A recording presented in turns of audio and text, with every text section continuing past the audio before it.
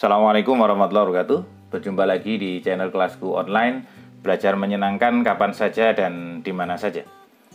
Kita sudah sampai pada pertemuan yang ketiga, teman-teman. Kita masih ada di pelatihan menulis modul yang terintegrasi dengan YouTube. Di pelatihan dasar ini, kita masih membuat modulnya dulu. Kita belum mengintegrasikan dengan YouTube. Kenapa kita harus membuat modulnya dulu? Kok tidak membuat YouTube-nya dulu? Karena modul ini yang nanti akan menjadi produk utama kita sebelum kita mengintegrasikan dengan YouTube.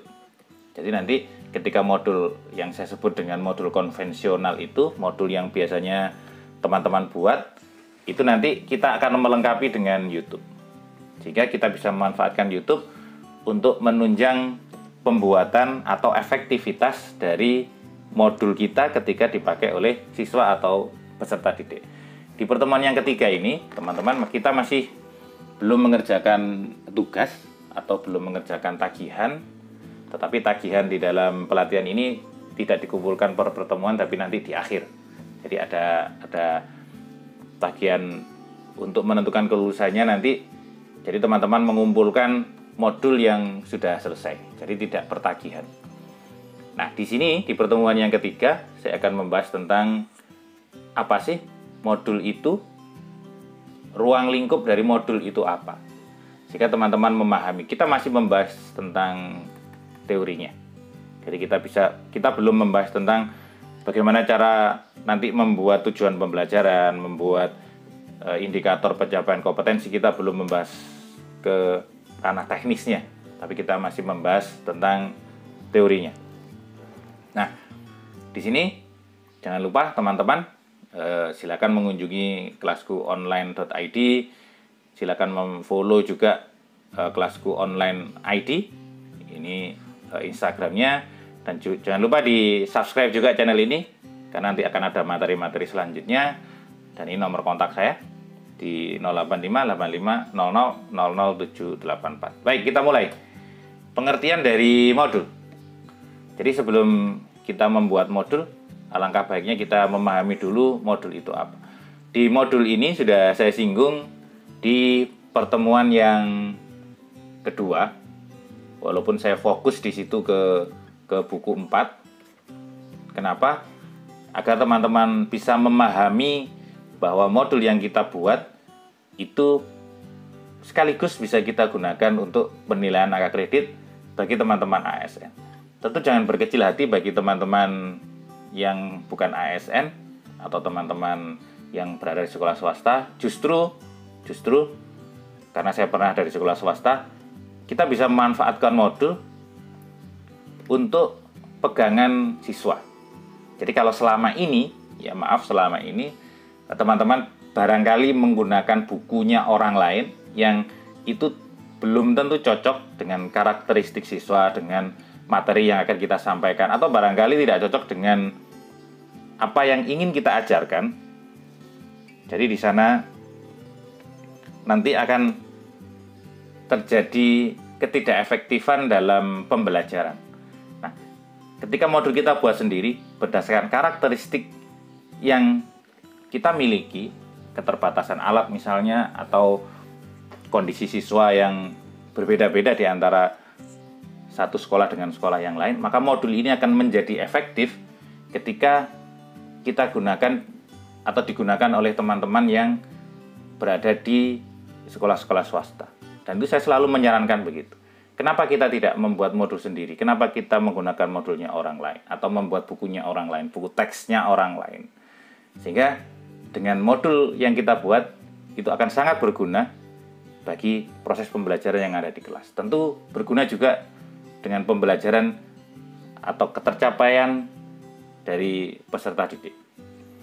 Yang pertama, modul yang saya ambilkan dari buku 4, jadi saya mengulangi di pertemuan yang kedua, yaitu materi pelajaran yang disusun dan disajikan secara tertulis sedemikian rupa sehingga peserta didik itu dapat menyerap sendiri materi yang ada di dalam modul. Jadi di sini kata kunci dari modul itu adalah bahan ajar mandiri. Sehingga dengan modul itu, dengan siswa berinteraksi dengan modul, maka siswa atau peserta didik itu akan mampu menyerap materi-materi yang ada di dalam modul. Itulah fungsi dari modul. Yang kedua adalah modul itu adalah bahan ajar cetak. Di sini teman-teman, kalau ada kata-kata cetak, apakah wajib di print atau wajib dicetak dalam bentuk di kertas begitu? Kalau teknologi yang sekarang itu sebenarnya kita tidak perlu. Jadi kita ada mengenal e-modul dan ada p-modul. Nah, modul yang teman-teman cetak itu namanya p-modul atau printed modul. Sedangkan yang e-modul atau electronic modul itu yang dalam bentuk file. Jadi misalnya kita berikan filenya ke siswa, itu sebenarnya sudah bahan ajar cetak, teman-teman. Tapi bentuknya dalam elektronik atau soft copy. Kalau printed modul itu dalam bentuk hard copy. Jadi sudah kita cetak atau dalam bentuk buku. Tetapi kalau nanti akan digunakan untuk penilaian angka kredit, ya jangan pakai e-modul, tapi pakai yang printed modul. Jadi dirancang untuk digunakan sebagai sarana atau bahan ajar secara mandiri oleh peserta pembelajaran atau peserta didik. Jadi semua kata kunci di sini adalah belajar mandiri. Yang ketiga, media untuk belajar mandiri karena di dalamnya dilengkapi petunjuk. Jadi ada map-nya. Ketika peserta didik sebelum memasuki suatu area, suatu daerah yang namanya modul, maka peserta didik dibekali dengan map atau dibekali dengan peta. Jadi sebelum masuk, apa saja yang harus saya pelajari di modul ini. Makanya ada petunjuk siswa. Jadi petunjuk siswa itu ada di awal. Tetapi di pelatihan ini nanti akan kita switch. Jadi kita pindah ke materi yang paling akhir. Kenapa? Karena ketika kita sudah menyusun modul sudah jadi, maka kita baru membuat petunjuk siswanya. Yang keempat, yang terakhir adalah bahan instruksional mandiri atau bahan pembelajaran mandiri yang bisa dipakai oleh peserta didik. Bagaimana dengan karakteristik dari modul, teman-teman? Sehingga kita memahami secara teoritis modul itu seperti apa. Nah, karakteristik yang pertama dari modul itu adalah self-instructional. Jadi melalui modul, dengan sarana modul, seseorang atau peserta didik itu mampu membelajarkan diri tidak bergantung pada pihak lain. Teman-teman yang pernah kuliah di UT, itu pembelajarannya, kalau saya boleh bilang itu 80% itu mandiri. Jadi pembelajaran yang berbasis modul. Jadi teman-teman ketika masuk ada orientasi, di situ dibagikan banyak modul yang nanti akan dipelajari oleh mahasiswa UT di situ. Sehingga teman-teman yang pernah jadi mahasiswa UT itu belajar secara mandiri. Tentu dengan kelas virtual atau dengan bantuan dari tutor yang ada di sana. Nah, itu menggunakan modul. Yang selanjutnya adalah ketika masa seperti ini, jadi masa pandemi ini kan masa yang tidak bisa kita kendalikan. Artinya masa yang ada dengan secara tiba-tiba. Sehingga kita disarankan untuk belajar secara daring. Kita tidak bertemu dengan peserta didik. Nah, di situ kita bisa menggunakan e-modul atau electronic modul. Jadi modul kita buat, kita berikan ke peserta didik sebagaimana mahasiswa UT. Nanti kita bisa berinteraksi misalnya melalui WA atau misalnya melalui video conference kalau peserta didik yang ada di dalam sekolah itu mampu. Karena kalau video conference itu membutuhkan paket data yang besar. Itu bisa kita manfaatkan modul ini dengan self-instructional. Karena kita tidak bertemu secara langsung dengan tatap muka dengan peserta didik. Nah, apa saja yang berhubungan dengan self-instructional? Yang pertama adalah berhubungan dengan tujuan pembelajaran. Jadi tujuan pembelajaran yang kita buat itu menggambarkan KD yang KI atau KD yang akan menjadi target atau hasil pembelajaran gitu. Yang kedua adalah materi pembelajaran. Materi yang kita buat itu harus dikemas dalam bentuk unit-unit kecil. Artinya apa? Ketika kita ingin menyampaikan materi di dalam modul, itu sedetail mungkin sehingga siswa tidak memerlukan referensi yang lain ketika mempelajari modul yang kita buat. Ya tentu dengan segala keterbatasan yang kita punya tuh. Kita ingin selengkap-lengkapnya, tetapi ketika ada kekurangan juga tidak ada masalah karena itu ada di luar kendali kita. Yang penting kita membuat sedetailnya untuk materinya. Yang ketiga adalah ini yang penting teman-teman. Dibutuhkan ilustrasi. Gambar-gambar yang mendukung. Terutama teman-teman yang misalnya yang ada di SMK atau materi-materi produktif. Kalau seperti saya ini mengajar C1 dan C2 di SMK, misalnya simulasi digital, ketika saya membahas tentang pengolah kata misalnya, saya menggunakan Microsoft Word, tentu kalau tidak saya beri tutorial atau gambar-gambar yang mendukung, anak-anak jadi bingung Microsoft Word itu seperti apa misalnya. Sehingga dibutuhkan itu. Tentu teman-teman yang permesinan misalnya atau bangunan, jurusan-jurusan yang lain, maka ilustrasi ini sangat penting ketika peserta didik memahami materi yang ada di modul. Yang keempat, teman-teman, yang keempat adalah soal latihan. Soal latihan sangat penting ketika berada di materi-materi sains. Ada matematika, ada fisika, kimia, atau bahkan bisa jadi biologi. Atau materi-materi di SMK yang produktif. Nah, soal-soal latihan ini diperlukan untuk memberikan gambaran kepada siswa atau melatih secara mandiri siswa tersebut ketika memahami materi-materi yang ada di dalam modul. Sehingga latihan soal itu kalau bisa kita buat berjenjang, jadi yang mudah dulu misalnya rumus jadilah istilahnya kalau dalam fisika. Terus yang middle misalnya contoh yang kedua agak disulitkan sedikit dalam tanda kutip. Terus yang ketiga, nah seperti itu. Sehingga soal latihan yang kita buat tidak langsung yang sulit sehingga ketika siswa mempelajari sudah bingung di situ. Sehingga jenjang berpikir kognitifnya tetap kita harus memperhatikan itu. Yang kelima adalah kontekstual. Kontekstual artinya konten yang ada di dalam modul itu bisa kita adaptasi sedemikian rupa sehingga anak-anak memahami lingkungan yang ada di dalam sekitar. Tentu teman-teman yang mengetahui karakteristik dari peserta didik yang ada di dalam kelas teman-teman sendiri.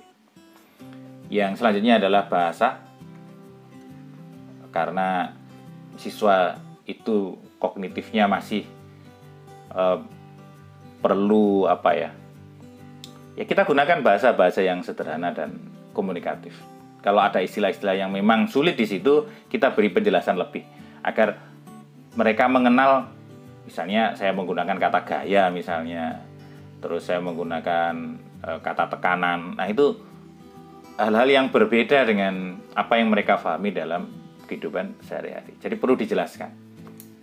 Yang selanjutnya adalah ada instrumen penilaian.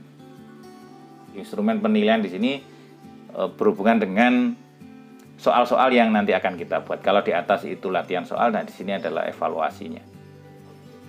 Yang selanjutnya adalah ada umpan balik. Nah, di umpan balik ini sebenarnya bisa kita rancang nanti akan menggunakan YouTube, ya, menggunakan YouTube semacam kayak remedial begitu. Bisa kita manfaatkan YouTube sebagai medianya. Nah, yang terakhir adalah kita mencantumkan referensi atau buku-buku yang memang diperlukan untuk mengembangkan materi yang ada dalam modul. Jadi kita beri siswa kita beri beberapa rujukan begitu, sehingga siswa bisa mengembangkan diri. Maksudnya di sini bisa dalam bentuk pengayaan begitu. Sehingga ketika ingin mempelajari lebih dari materi yang ada dalam modul, itu bisa merujuk kepada referensi yang kita berikan. Yang selanjutnya adalah tentang self-contained, yaitu seluruh materi pembelajaran dalam satu unit, ya, satu unit kompetensi yang dipelajari dalam satu modul secara utuh. Artinya di sini adalah memberikan kesempatan kepada peserta didik atau kepada siswa untuk mempelajari materi yang ada di dalam modul itu secara tuntas. Sehingga materi yang kita tulis di dalam modul itu selengkap mungkin, sehingga ketika mempelajari itu tidak ada sesuatu yang hilang di sana. Yang ketiga adalah stand alone, yaitu berdiri sendiri. Yaitu modul dikembangkan tanpa bantuan dari media lain. Jadi tujuan modul di sini adalah ketika peserta didik mempelajari materi itu cukup menggunakan modul saja. Walaupun misalnya ada kekurangan, terus ada inisiatif dari peserta didik untuk mempelajari dari buku yang lain atau dari media yang lain, sebenarnya tidak ada masalah sebenarnya. Tetapi karakteristik dari modul itu tidak bergantung kepada media yang lain. Apakah YouTube termasuk media? Sebenarnya tidak, karena YouTube ini adalah bagaimana kita memanfaatkan itu sebagai penjelas dari modul yang kita buat. Yang selanjutnya adalah adaptif. Adaptif adalah modul hendaknya memiliki daya untuk menyesuaikan diri terhadap perkembangan ilmu dan teknologi. Tentu misalnya saya mengajar simulasi digital atau SIMDIK, saya mengajar pengolah kata Word misalnya, ya tentu saya menggunakan Microsoft Word yang terbaru. Tentu saya tidak menggunakan yang misalnya 2003 misalnya. Terlalu kuno bagi peserta didik yang hidup di dalam perkembangan teknologi yang begitu pesat. Sehingga teman-teman bisa menyesuaikan, termasuk teman-teman yang SMK. Yang terakhir adalah user friendly. Artinya modul hendaknya bersahabat dengan pemakai. Kita beri ilustrasi khusus misalnya yang tidak terlalu kaku ketika kita membuat modul. Apa dari tujuan dari penulisan modul? Yang pertama adalah memperjelas dan mempermudah penyajian pesan agar tidak bersifat verbal. Verbal itu artinya apa? Verbal itu, jadi kalau kita bertemu dengan tatap muka itu kita bisa mengontrol pembelajaran dari anak-anak. Misalnya kerjakan soal 1-3, kita bisa memberikan bantuan. Nah, ketika verbal itu anak harus melakukan sesuatu, jadi itu kita batasi hal itu, karena modul itu hanya bersifat teoritis. Jadi hal-hal yang kita masukkan di situ adalah materi-materi yang teoritis. Bagaimana dengan posisi dari LKPD atau LKS di sini? LKS kita buat sedemikian rupa sehingga mengurangi hal-hal verbal. Tentu dengan alat dan bahan yang sudah ada di sekitar peserta didik. Tentu kita tidak ingin misalnya kita membuat LKPD belajar tentang jangka sorong di dalam fisika misalnya, atau dalam teknik, mempelajari tentang mikrometer. Lalu peserta didiknya tidak punya, bagaimana cara dia membuat atau mengisi LKS. Tetapi bisa kita siasati dengan misalnya kita punya animasi atau punya software atau aplikasi yang bisa digunakan untuk belajar pengukuran misalnya.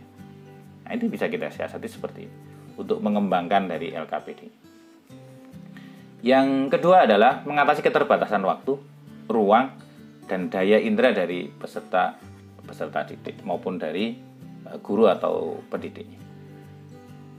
Misalnya pada saat pandemi seperti ini, tentu kita terbatas waktu ruang dan daya indera kita, karena pendidiknya ada di rumah, peserta didiknya juga ada di rumah, sehingga ada keterbatasan di sana. Nah, modul itu kita gunakan untuk mengatasi permasalahan dari nomor 2. Jadi hari ini kita bisa menggunakan e-modul yang kita buat. Tentu tidak sebagus modul yang kita buat secara terencana, karena situasi seperti ini situasi yang tiba-tiba ada. Yang ketiga adalah dapat digunakan secara tepat dan bervariasi. Jadi modul bisa kita gunakan sebagai pendukung dari pembelajaran. Yang keempat adalah memungkinkan peserta didik dapat mengukur atau mengevaluasi diri di sini. Makanya nanti soal itu kita lengkapi dengan kunci atau dengan pembahasan. Nah, sebenarnya pembahasan inilah bisa kita gunakan YouTube. Sehingga kita tidak perlu menulis pembahasan di modul itu, tapi kita buat semacam QR begitu, atau tautan yang ada di modul kita, nanti dia akan lari atau menuju ke YouTube.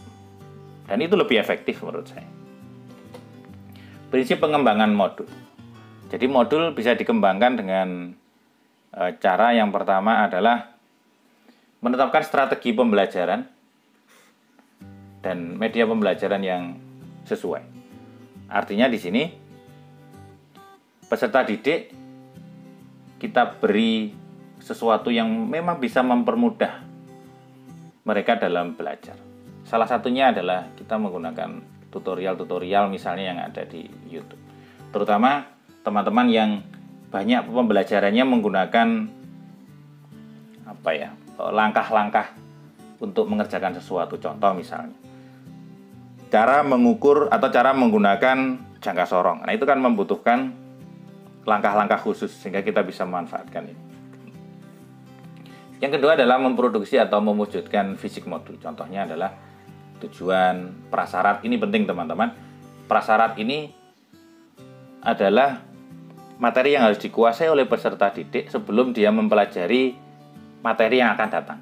Jadi misalnya mempelajari tentang gaya di materi fisika, maka peserta didik harus mempelajari tentang vektor terlebih dahulu. Mempelajari besaran dan satuan.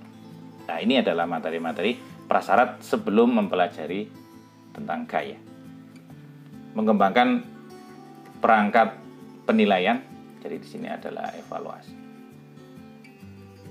Nah, ketiga prinsip inilah yang nanti akan kita gunakan untuk membuat modul. Nah, sistematika modul saya merujuk kepada buku 4 agar teman-teman nanti bisa menggunakan hasil dari atau produk dari pelatihan ini untuk angka kredit. Yang pertama adalah petunjuk untuk siswa. Tentu sangat perlu karena di sini adalah yang seperti saya katakan tadi adalah map-nya. Jadi peta sebelum anak-anak masuk ke dalam modul yang kita buat.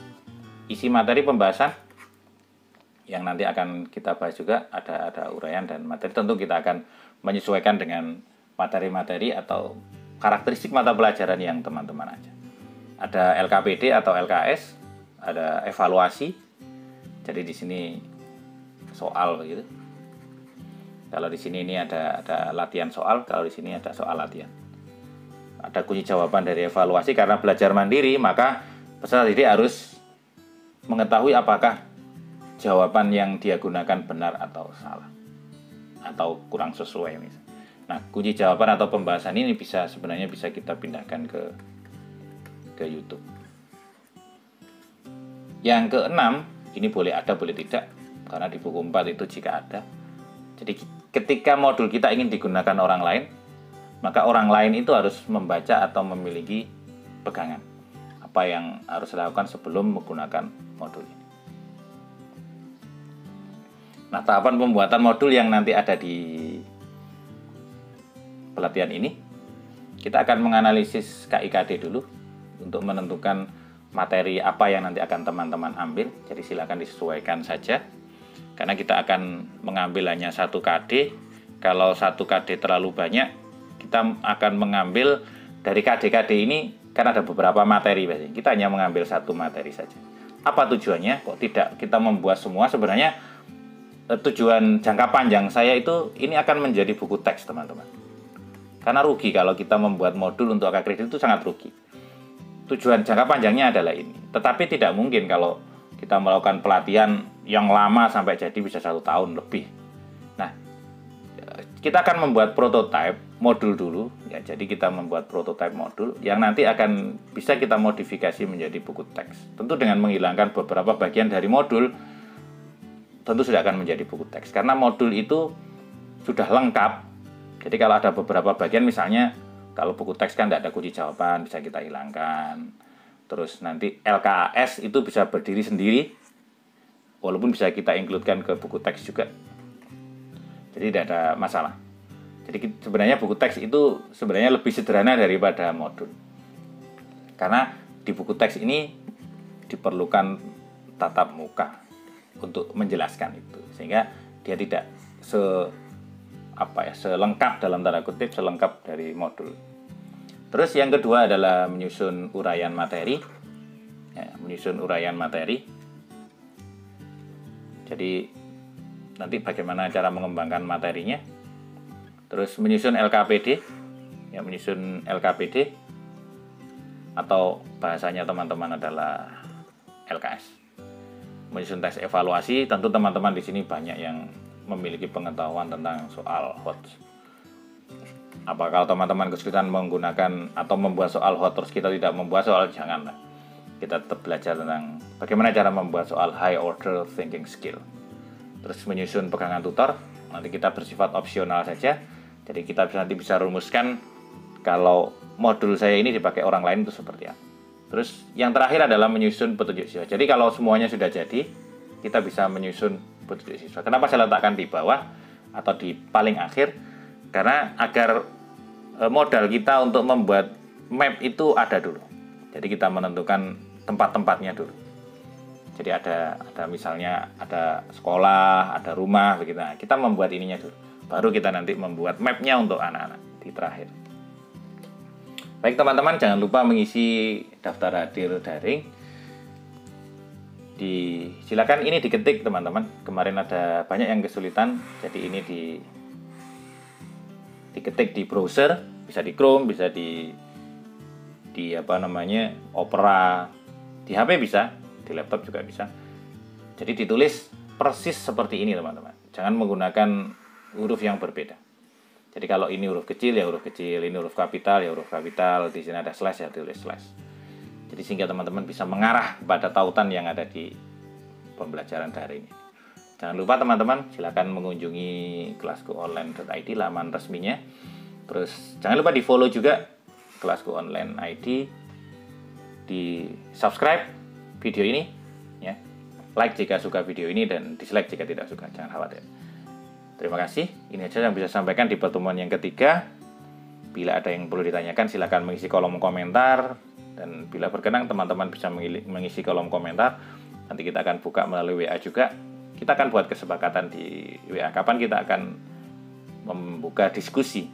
Jadi kita membuka diskusi. Terima kasih. Assalamualaikum warahmatullahi wabarakatuh.